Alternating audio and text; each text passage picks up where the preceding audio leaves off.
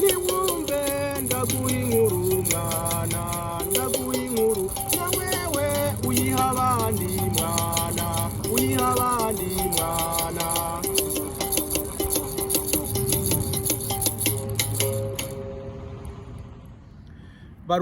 Barundi kazi, mwebwe mwese mukunda ikirundi c'abarundi ndabahaye mwiriwe.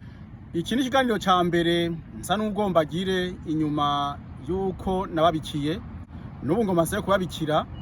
Jewe Ntafatiro Patrice itariki 28 z'ukwezi kwa gatatu narabuze umutambukanyi wanje Bucumi Donavina yaritavye Imana.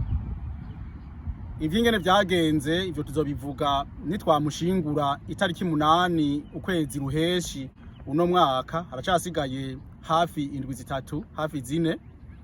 None rero uno munsi ndamutse nza kubabwira ko mfise ubutumire bw'uko nshaka ko muzoza mukaza kuraba umunsi nzokwereka amakungu igitabo ca mbere nasohoye cyo kurenganura ikirundi. Si igitabo ca mbere nsohoye, ndamaze gusohora ibindi bitabo bibiri, ariko iki ni igitabo ca mbere cyo kurenganura ikirundi citwa Renganura ikirundi cemye bukuru. Nukuvuga iyi ni tome ya mbere. Iki gitabo gifise impapuro 328. Ni igitabo ca mbere. Nukuvuga jewe kwa kundi jewe nsanzwe ndumuronzi mvuga yuko igitabo ca mbere mu matome menshi iyo ari bitabo bigera bikurikirana, ica mbere citwa bukuru, ica kabiri butoyi, ica gatatu ciza, gutyo gutyo gutyo gutyo gutyo. Mu bantu bize amayagwa y'igifaransa murazi yuko usanga nk'ubu nka kazinduzi y'igifaransa ifise amatome arenga 15. Nukuvuga amazina azobandanya gutyo nyene kuva kuri bukuru, butoyi, ciza, nkurikiye n'ibindi. Mugabo kino gitabo kizogira bukuru na butoyi kuko hasigaye tome ya kabiri. Iki gitabo rero ubona ni gitabo umupfasoni wanje Donavina Bucumi yashaka ko nsohora imbere y'ibindi. Nico gitabo ca mbere yashaka ko nsohora. Igituma yarashaka ko nzogisohora ivyo nzobikubwira kwa gatandatu. Ubu gusa ikintu ngomba kukubwira nuko nokubwira yuko uzoza kuwa gatandatu. Kuwa gatandatu rero uzoza. Ahantu uzoza ni hehe? Uzoza ahantu Iotawa. Naho uri kurabona, nukuvuga naho hantu ubona vyisomerewe nyene ni Iotawa. Niho ibintu bizobera. Bizoba kuva saa 10 gushika saa 2 y'ijoro. Ari saa 10 y'Iotawa, nukuvuga saa 4 y'ijoro yo mu Burundi, saa 4 y'ijoro yo mu Kayanza, saa 4 y'ijoro yo mu Cibitoki, saa 4 y'ijoro yo mu Giheta Umwami n'Abagabo, saa 4 y'ijoro Igitega iwacu. Igitabo rero kirabe neza canditseko Renganura ikirundi. Urabona kiriko niyi shusho yacapwe n'umuhinga gose yitwa Ndoricimpa Bonaventure wo mu Giheta. Hanyuma kandi kino gitabo novuga ko ari gitabo ciyamiriza. Ni gitabo ciyamiriza umurundi w'umuhutu w'umuyongozi w'umunyagitega yahungiye mu Rwanda. Uwo muhungu yitwa Patience David Mbonabuca yahungiye mu Rwanda, aza kuvuga ko ururimi rw'ikinyarwanda rusumba ikirundi. Yarabeshe gatatu, yarabeshe kane, yarabeshe gatanu, yarabeshe gatandatu, gatandukana n'isevu. Nukuvuga infini, numubeshi. Nzovyerekana kwa gatandatu.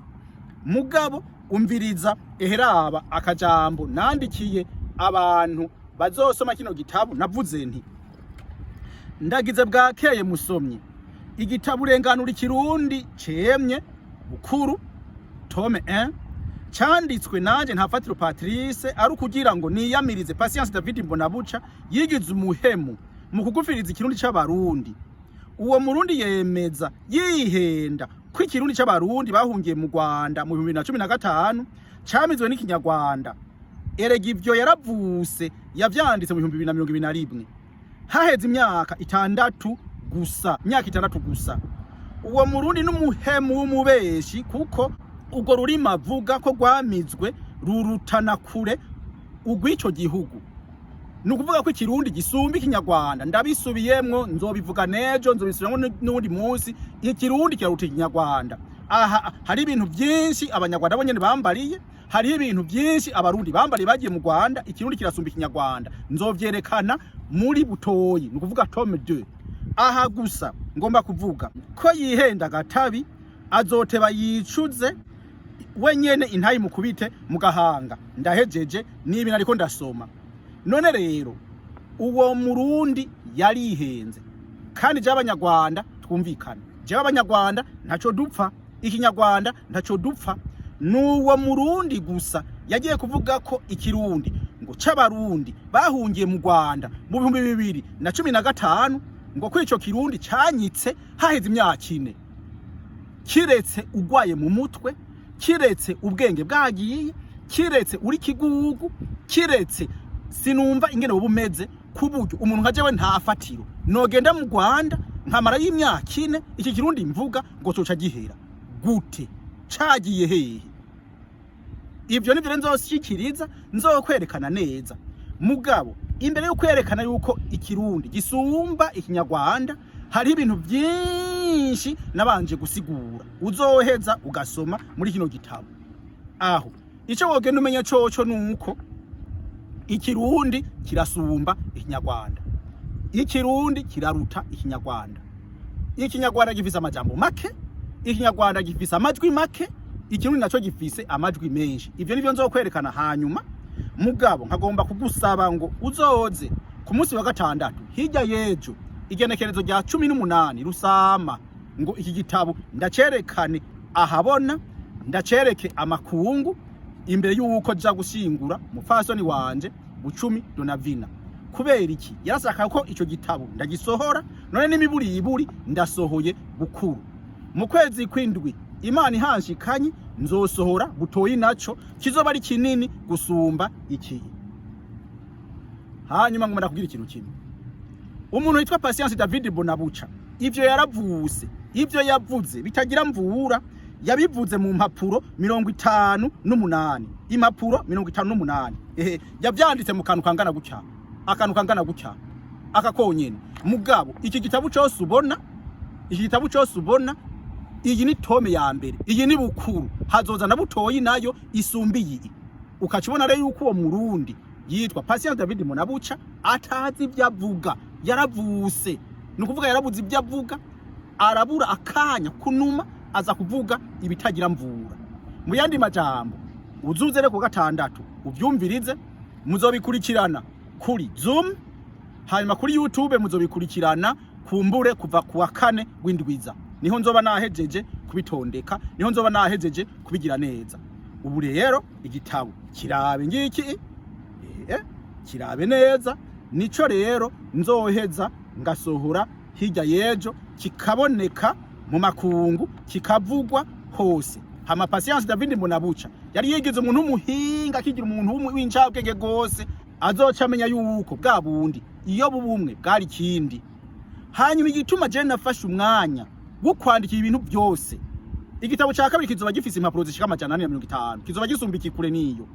Nuko ibintu yavuze yabivuze nk'umuntu w'umuhinga, abivuga nk'umuntu aciye ubwenge, kuko yariko aca urupapuro rwitwa karanga bumenyi, diplome ya master ya maîtrise S lettre, niyo ariko ararondera. Ko ariko arayirondera rero ni incabwenge n'ubwenge yakoresheje. Ico gitabo rero hari umuntu yitwa Kunezero Deo yavuze ngo ico gitabo gikwiye gufutwa. Ico gitabo kirakwiye gufutwa ivyo yanditse, kuko sivyo 4, sivyo 5, sivyo 6 gatandukana ni sevu. Aho rero imvuga kuyamara y'umugabo ikundwa na bake, navuze bikeyi. Hanyuma uzoze ukurikirane kuri Zoom baze n'ikibazo kuvyo nzoba navuze. Hazoba hari abantu bazombaza ibibazo, hariho n'abanyarwanda natumyeko baze kumviriza, hariho n'abamenyesha makuru abanyarwanda natumyeko, hariho n'abarundi natumyeko bazombaza ibibazo hanyuma nishure.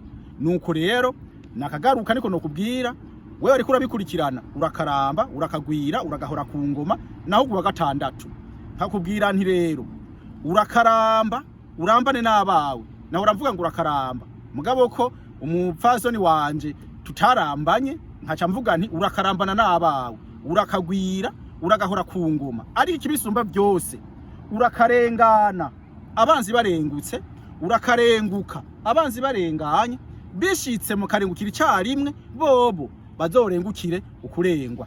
Urakoze, Imana iguhezagire, Imana yacu iguhezagire, urambe urambare n'abawe, ugwire uhore ku ngoma.